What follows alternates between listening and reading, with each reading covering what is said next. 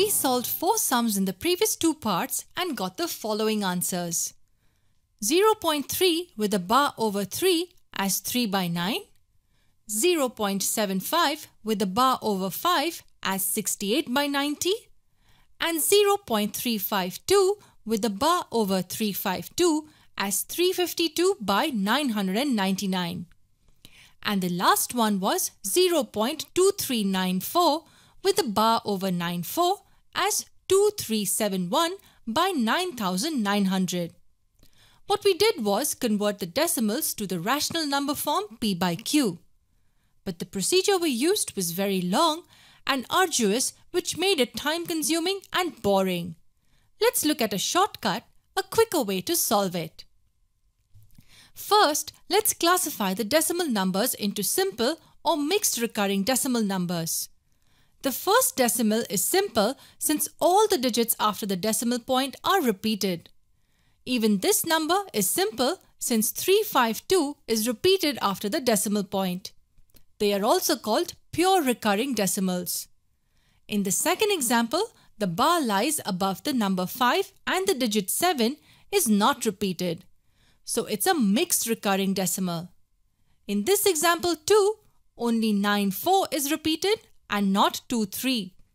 Hence, it's a mixed decimal too. Now let's focus on the simple decimals. Do not look at the answer for now.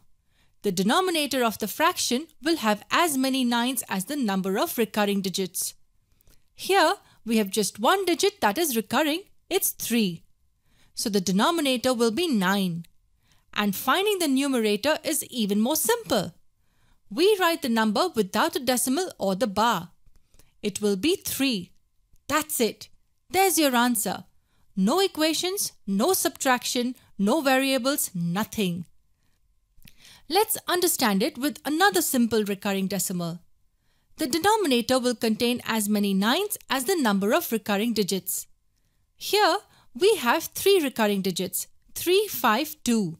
So we will have 999 in the denominator. And the numerator without the decimal or the bar, 352. That's it.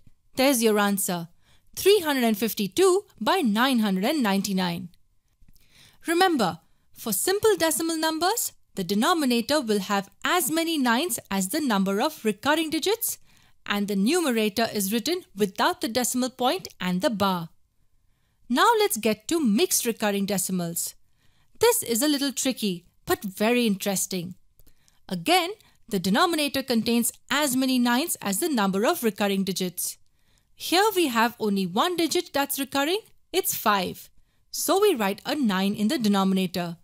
But wait, we are not done with the denominator. We write as many zeros as the number of non-recurring digits. We have one non-recurring digit here. It's 7. So we write 1 0 here. That's our denominator. What about the numerator? Again, we write the number without the decimal or the bar, which is 75. And we subtract the non-recurring number from it. The non-recurring number is 7. So we subtract a 7. That gives us an answer of 68 by 90. Remember, the only difference here is the 0 for the non-recurring digits and the subtraction of the non-recurring number. Let's try it out with this number now. It has 2 digits which are recurring. So we write a 99 in the denominator and there are 2 digits which are non-recurring. So we write a 00 next to 99. In the numerator, we write the number without a decimal or the bar. And then we subtract the non-recurring number, which is 23. That gives us the answer as 2371 by 9900. So these simple steps give you the answer in like 10 seconds. Don't worry about the rules. They are mentioned in the summary section. But here's an interesting question. Until now, we have only looked at numbers like 0 point something. What if we have a number like 2.3 with a bar over 3? It's simple. We just write it as 2 plus 0.3 bar. We know how to write 0.3 bar in the P by Q form. We take a scratch paper and use our technique to write 0.3 bar in the P by Q form. Since it's a simple recurring decimal, and we have just one digit which is recurring, we write the denominator as 9. As many 9s as the number of recurring digits. And the numerator is the number without a decimal or the bar, hence 3. This can be reduced to 1 by 3.